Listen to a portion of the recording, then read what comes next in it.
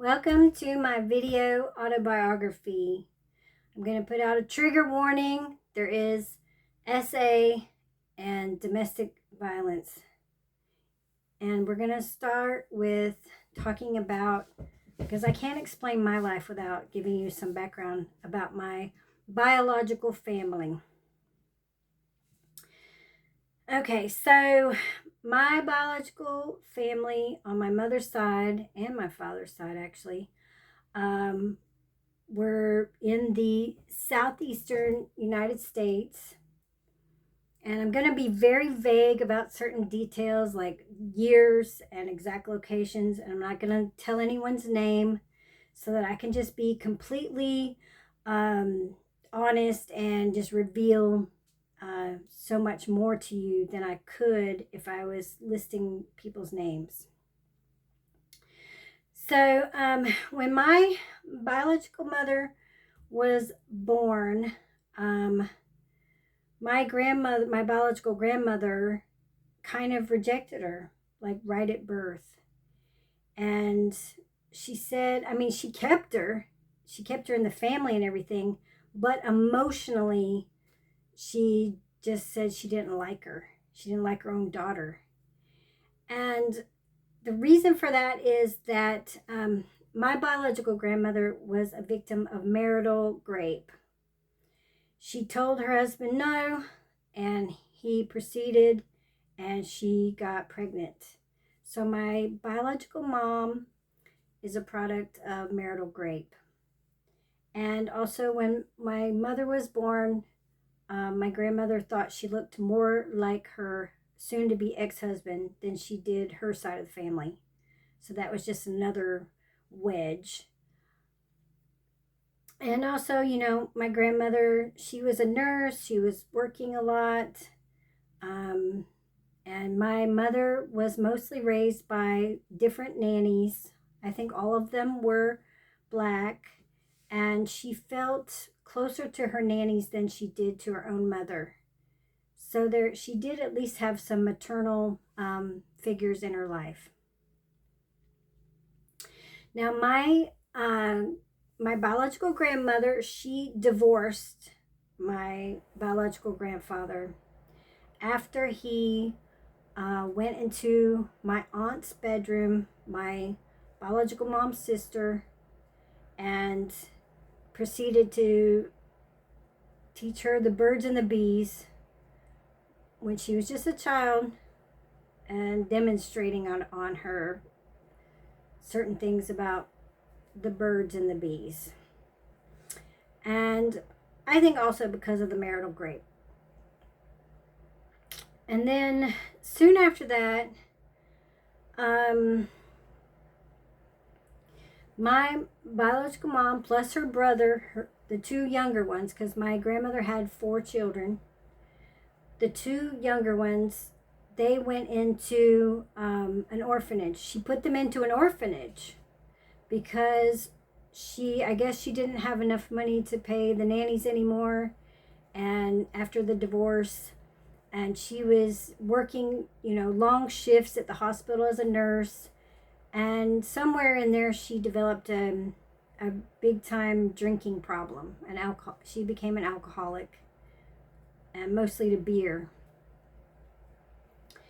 And she just said that they were too much for her. Like having 4 kids was too much. The younger ones were too much. And the older ones could kind of take care of themselves, but the younger ones were too much for her. So she put her 2 youngest children in an orphanage.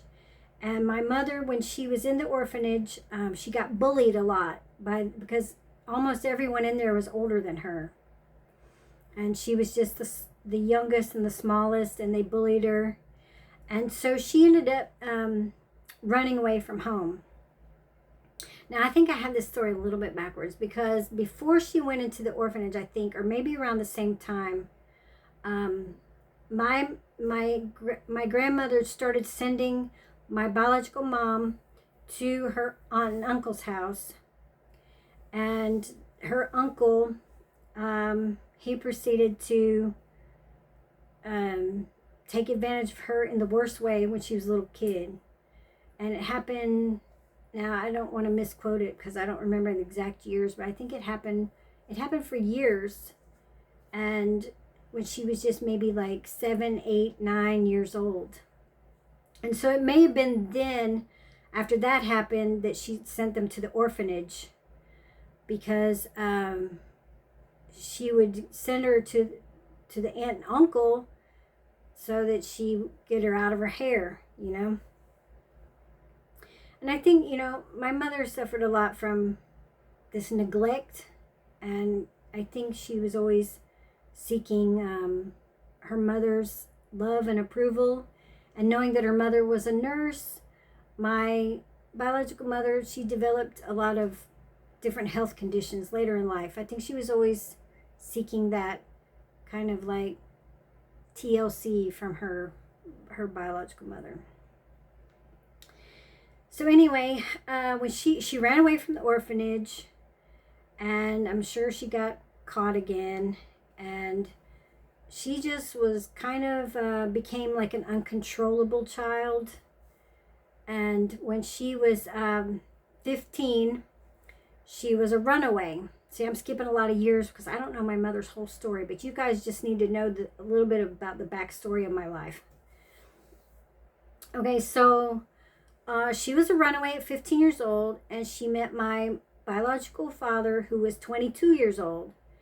And he told her many things that I don't know are true or not, because although I know his name because I did a DNA test, and through Ancestry, and then DNA Angels helped me. They're wonderful, by the way. I'll give a little shout out to them. And they told me who my biological father was, and just everything kind of is confirmed. Although I haven't actually spoken with him over the phone, and I would love that. You know, that'd be great. But back then he was not a good guy. He was not the best guy.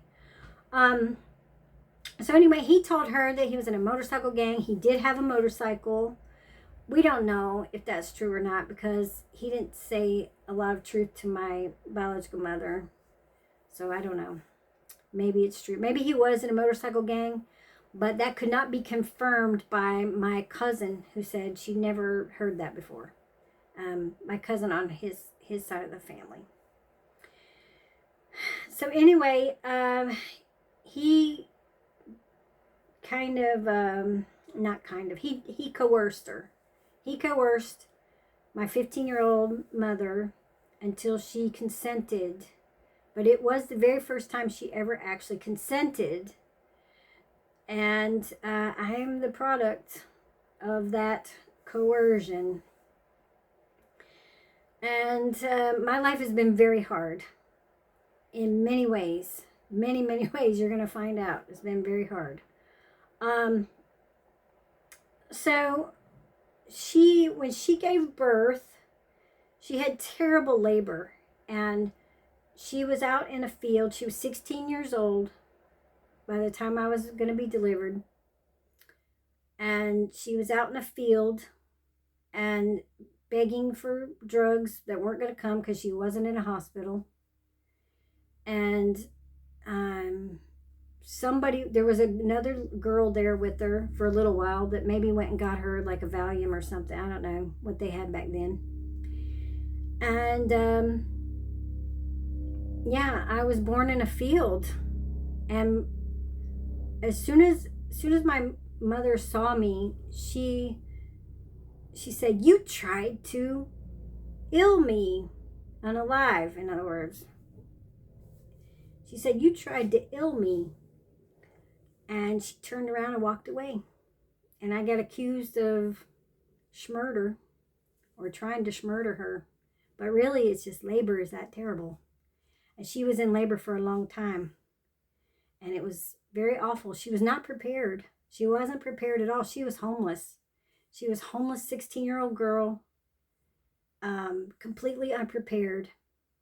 And so I don't want anybody blaming my mother. This is why I'm telling her story, because I know that looks like unsympathetic for leaving me to die in the grass, in the field. But she walked away with great disdain, and I started crying. And then I started wishing to go back to heaven.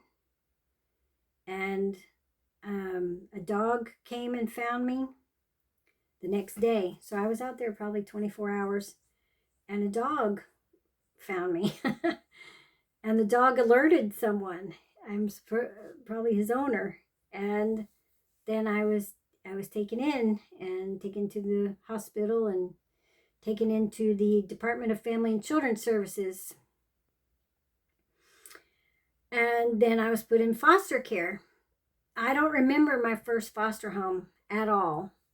I have no memories of it. I have some vague memory, but not really. And I don't know how long I was there, but I know that my biological mom, she was really torn up. Her uterus was torn up really bad, and she went to the hospital, but without me.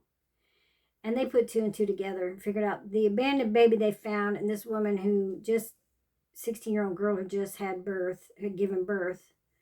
So they knew, and they put her in a juvenile detention center. I guess for one, being a runaway, two, abandonment of a baby. And she was given adoption papers. She's like told that she needed to sign me over. And for some reason, she wanted me. And I don't know if it's because she found out that if she had a baby that she was taking care of, she could be an emancipated minor. I think that played a big role. She knew all about becoming an emancipated minor. And she definitely wanted complete freedom from her mother. So she said, I will not sign. I want my baby. I'm going to prove that I can take good care of my baby, yada, yada. So after she got out, and she never did sign the papers in there. She eventually did sign papers, but she didn't sign papers when she was in the juvenile detention center. And they gave me to her. They took me from the foster care and gave me to a 16-year-old girl who, I guess for a little while, she was at her mother's. But then from all the stories I've heard and everything, of course, I don't remember everything. It's funny that I do remember things that a lot of people don't remember. Very early memories, extremely early memories. And I can only say it's because I prayed to God all my life that I would remember all the important parts of my life. It was so important to me. I was like, I really want to remember the most important, pivotal, life-changing things of my life. Very important to me. So anyway, where was I? Okay, so what happened was, her and her mom, they butted heads a lot, and so she would dip and take me, and like, I guess she, was partying, hanging out with other people her age. She would take me, we'd go with my biological father. She was hanging out with him. I think they had an apartment somewhere in Atlanta. I'm not supposed to tell y'all. Oh well, yeah, now you know it was in the greater Atlanta area. That's all I'm going to say. You can't get anything else out of me. Okay, so anyway, she then ended up getting into fights and stuff with my biological father, and it was just so tumultuous. I can't tell you. She was in and out. Like sometimes she would take me to my grandmother's house and her mother and just leave me there for a while. And my grandmother said that every time she would leave me there, I was always skinny and dirty with a runny nose, and she was not taking good care of me. And she was 16. She didn't have a job, and she just didn't have a support system. So I don't blame her. I don't blame my mother. But eventually, she was with my biological dad, and I was there with her, and they got into a fight about something. I'm not as sure what happened, she was probably, asking him for money for me, for formula. And he beat her up. And I remember this. I remember she had black eyes. I remember her 2 black eyes because when I was a little baby, I put my hands over her eyes like I was trying to heal her eyes with my hands. I remember it really clearly. She went to the hospital and because he beat her up really bad. But that time when, right after he beat her up, she had like stole his jacket. He had like a denim jacket. And she stole it and wrapped me in it and took off running. And I remember gunshots. And she confirmed it. She said, yeah, he ran after us shooting. So yeah, my biological father, I don't know if he was actually trying to shoot her because she stole his jacket. Or if he was just shooting in the air and not trying to actually hit her or me. And you know what? I don't blame my biological father either because from everything I know, his dad really kicked his booty. His dad really beat him up when he was growing up. And him and his dad got in a lot of fights. So I think it made him violent. But anyway, my mother, I don't know that she's forgiven him. I don't know that she's forgiven him for that. I don't know. But anyway, that was the last time she saw him after that happened. And then one time she took me to the Hare Krishnas because she was always looking for somebody to babysit me. I think she was trying to find a job or trying to find a daddy for me, a suitable daddy. And I know we were living under a bridge for a while. And so it was cold out and everything, so she put me with the Hare Krishnas. And so I stayed with the Hare Krishnas for a while, and I kind of remember them calling me Radha. That's like the consort to Krishna. Radha is his consort, his not wife, girlfriend, I guess. I don't know. Anyway, I was baby Radha at the Hare Krishnas. But I think that I remember the ecstatic dancing, and they would lift me up, and then they had another baby, a boy, and they were calling him baby Krishna. And I remember them lifting us both up and dancing, And I think the ecstatic bliss and love of that really led me to interest in India and interest in yoga and just the whole Eastern culture because there was so much love there. But anyway, somewhere in there, I did also get baptized as a baby. And my grandmother, I guess she took me, and my mother also went to the church. And I got baptized twice because I got baptized with my biological family, and then later I got baptized with my adopted family. So, my mother takes me to my grandmother one final time, pretty much, because my grandmother is tired of, her dropping the baby off me and not knowing if, when she's going to come back or if she's going to come back and what condition I'm going to show up in. And she was just really concerned about me, and she knew she couldn't control her daughter. And I was showing up sick with bruises, skinny, dirty, and just unhealthy and unhappy. And so she took me to the Department of Family and Children's Services. And I don't blame her. Because she was already getting up in years, and she had a busy schedule with nursing, working very long shifts, and there was no husband to help her with anything. There was nobody to help her with anything. And she knew that if she tried to keep me, that my my mother would come and kidnap me, and she would never be able to just keep me and raise me herself. And so she took me to Department of Family Children's Services, and I was put into foster care again. And it was right after my first birthday. And I was told by my biological mother, and my whole biological family on my mother's side told me that I was already walking and saying words, and I was already potty trained before I turned 1 year old. So long before I turned 1 year old, somewhere between 6 months old and 1 year, I was doing all those things. And I think, yes, I was, because I probably realized I needed to become independent really quick if I wanted to survive, because it just was such tumultuous, just crazy, you know. So, but when I got put with my new foster family, who later adopted me, I regressed intentionally.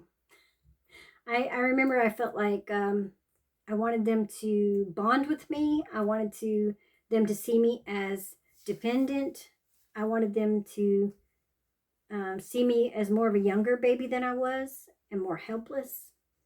And they did say that I looked a lot younger than a year old, because I was probably malnourished. And so yeah, I pretended like I couldn't walk. I pretended like I didn't know how to use a potty, although they didn't have one for me anyway. They didn't have one of the little kiddie potties. And I didn't say anything. And I instantly, I remember how I felt. I felt like a fish out of water. I felt like it was like entering a whole new world, you know? They were serious, whereas my biological family was really funny and cracked up a lot about stuff. But they were stable, and they had a lot more money. And they weren't rich, but, you know, middle class. Whereas my biological family was, you know, blue collar, lower middle class. And this family was more middle class. And maybe to upper middle class, like somewhere in there.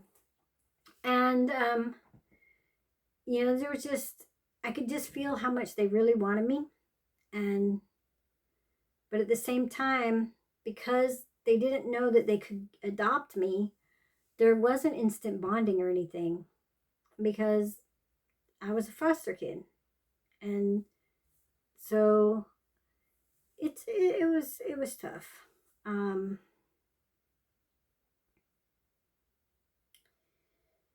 And they had, my dad had a job. My mom was a stay-at-home mom. So I got the kind of attention. Not total attention, because, you know, stay-at-home moms, they have to cook and they have to clean and they have to listen to soap operas. And, but yeah, she was really nice, really sweet lady. And, so the next door neighbor was their friend. And the next door neighbor of my adopted foster family at this time, not adopted yet, they didn't adopt me until I was 3. He was, I don't say that he worked for the Department of Family and Children's Services, but he was a frequent foster parent, and he was like well acquainted with them. He might have been on their board.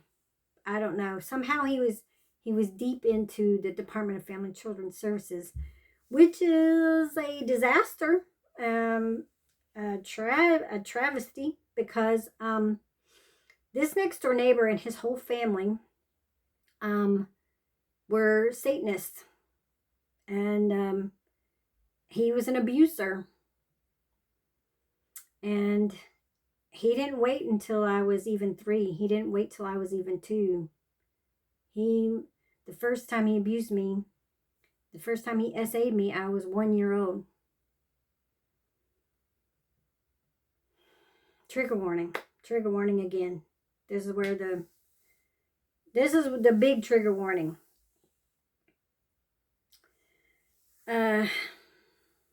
Okay. So I'm going to tell you about a specific incident, and I do remember it in detail. And yes, I was only a year old, but I remember it in detail because I believe in God, and I prayed to Him, and He helped me remember things that most people don't remember. But I want to tell you guys something, that when you tell your little children, or you say to people around your little children and your little babies, oh, they won't remember. They won't remember. Because you know what I remember? I remember people saying that around me when I was a little baby. Oh, she won't remember. She won't remember this. She won't remember this. Well, guess what I do? I remember it all. So when you're setting them up to not remember, it's we really, everybody needs to be careful how they use their words, because our words contain power, and we affect reality with our words because we're made in the image and likeness of the Most High Good God. Okay. So I remember my mother taking me up to the neighbor's house, because they were up a little hill, but very close, because the houses were really close together. This was like one of those neighborhoods where all the houses were built in like the 60s, and they're all that brick ranch style with a basement, and the rooms are all small and the ceilings are low. That's what these houses were like, with big yards, enormous backyards, and big front yards too, but slightly smaller front yards. But the houses were all like this. They're all the properties are kind of shaped like rectangles, And it was always beautiful there, I have to say, because there was, magnolia trees and dogwood and pines and just, sweet gum trees, mimosa, all the beautiful southeastern United States plants, camellia bushes, all of that, azaleas. I could go on, honeysuckle. I like plants. Okay, but so anyway, she took me to the neighbors, and we were in the kitchen. She was holding me, and she was talking to the wife. That woman was also a witch. They were all, like, her whole family. Even, the more distant relatives. And on that day, she had made sure to that I was going up there with a clean diaper. Like, she literally, my adopted mom, she literally, foster mom at that time, made sure I had a clean diaper right before we left. She's like, he's not going to have to change your diaper this time. And so they were standing in the kitchen, those tiny U-shaped kitchens. And the dude leans over, the evil man leans over and says, ooh, sniffs my booty, and like, oh yeah, I should change your baby for you. And she's like, no, she doesn't need that. I just changed her. And he's like, well, let me see. And he puts his finger down in the back of my diaper, which I didn't even need a diaper because I was already potty trained, but I didn't want my foster family to know that. I wanted them to think I was a helpless baby so they would love me. And so he puts his finger, and he's like, oh, she's wet. And I wasn't wet. And he was like pretending and lying the whole time. And then she was like, okay, I'll go take her back there. He's like, no, you talk to my wife, and you two enjoy your conversation. It's no problem. And acting like he's just doing her a savor, is just doing her such a big favor to take her baby and change the diaper. She's like, I can't believe she just went because I just changed her diaper. This is so weird. And he took me back to, they had a diaper changing table because they had a son who was the same age as me, only a month older. And it wasn't the first time he'd done it. I don't remember the first time he did it. I don't know if it was the second, third, or fourth, or fifth time, but I know he had done it before, and I don't remember the previous times. But that's why she was trying to make sure that she changed the diaper, because he had pulled the same trick before with, I'm going to change your baby diaper for you, acting like he was a hero. And on the diaper changing table, and I'm not going to get into details because I know there's a bunch of perverts out there, and I'm not going to give you a thrill, okay? But basically he did stuff Okay?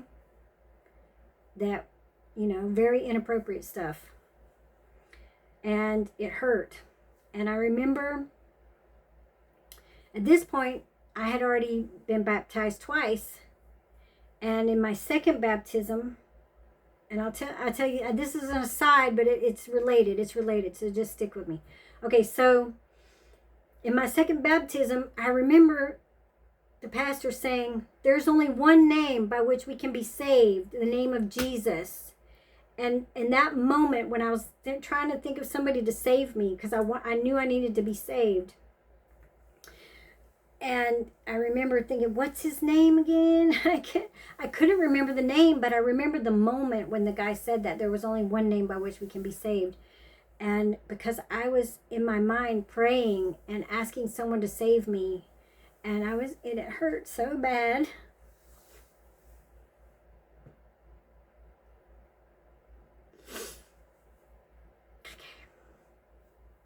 It was very painful, and I knew that if I cried, he would put a pillow over my head, and I didn't want the pillow to go over my head, so I was trying so hard not to cry. I was trying so hard not to cry, and I was like, I can't cry because he'll put the pillow over my head, and it hurt so bad, and I was just like, who can save me? That name, give me that name. Give me that name of the only one by which we can be saved.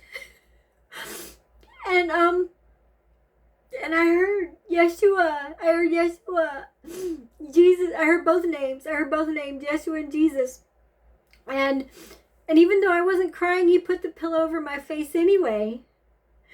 And I knew, and I turned my head side to side, and he kept, and then the next thing I know, I'm waking up in a peaceful place, and I know that I'm sitting in the lap of God.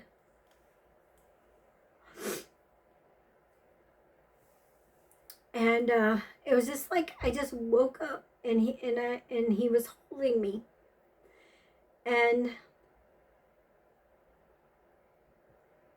I was just like, I was happy. I just remember feeling happy and safe. I was so happy to be there and felt so safe. And then I tried to see him, but you know what he looked like? His arms were so long. His arms were so long, and his fingers were enormously long, like really, really long. It wasn't grotesque to me. I was a baby, but and they were like rays coming off of them, like light, and it reminded me of a tree. He reminded me of a tree. And when I saw God, I would thought of a tree. And his head was the same way. There was like rays coming up all around, like a tree, like branches.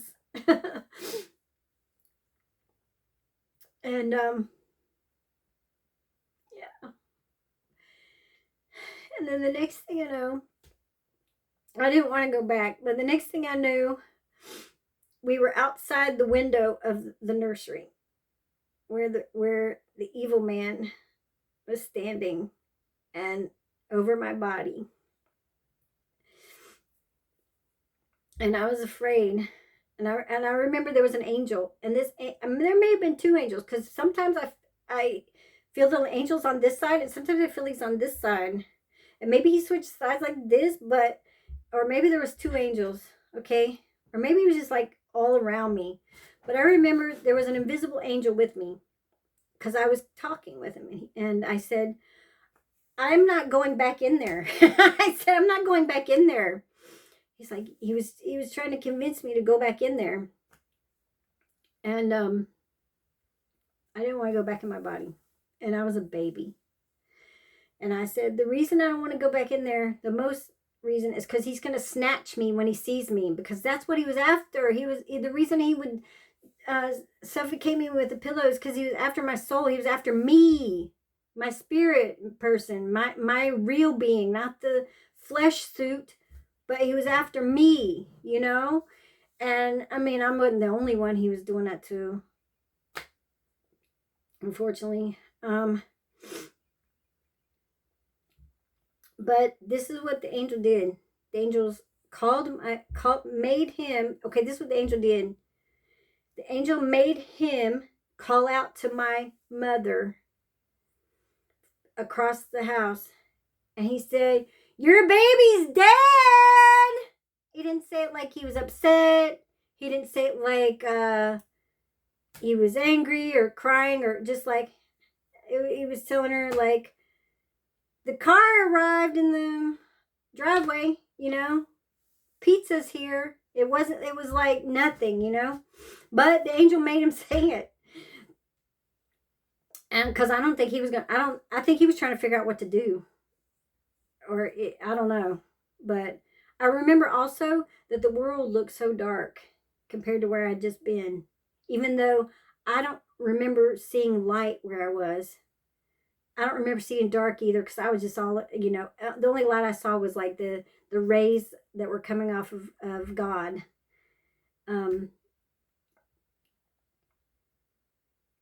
But it was like, yeah. So as soon as he said that, the angel's like, "Okay, now you can go back in." I'm like, I'm not gonna go back in until she comes in the room and I see what she really thinks about me and how she really feels about me. And I didn't say any of this in words. It was more like this feeling language that's of the spirit or of the soul, is a feeling language. And she came in the room and she looked shocked, and then she started crying, and she went and she picked up my body, my lifeless body, and she hugged me weeping. And then I said, "Okay, I'll go back." She knew I was dead. She knew I was dead. And so then she just said, "I need to go home." And she just, boom, she just left. And the angels helped. The angels helped her get out of there. And when we got back to our house, I remember she was just staring at me. I had more of her attention than I'd ever had. And she set me down on the floor. And I think she got me my baby doll or something. Or maybe I asked her for it, or maybe it was already there. I don't know. But I had the baby doll. And she was staring at me. She was just, I guess she was just like kind of in shock, because I had just been dead and I was alive. And so I started showing her what he had done to me on the doll. And the angel was telling me what to do. It was telling me to show her.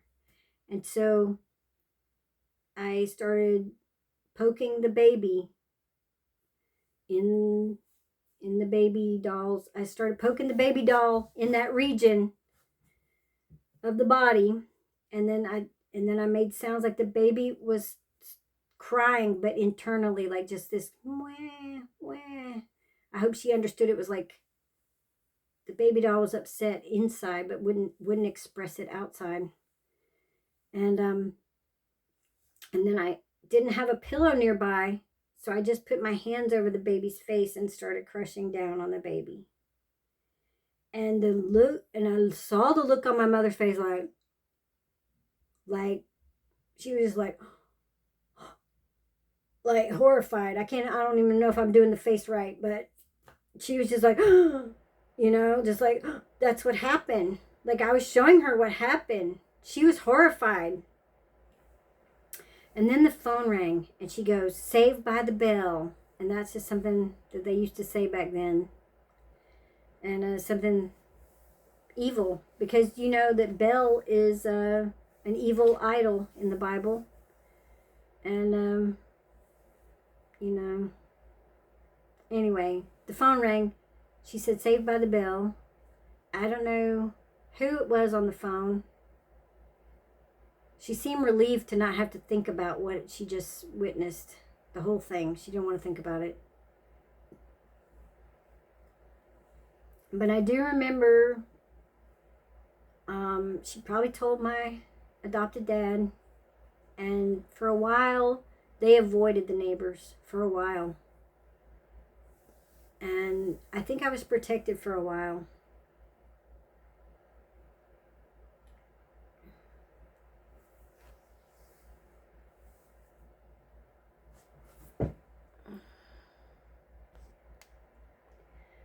I'm going to talk about more in part 2.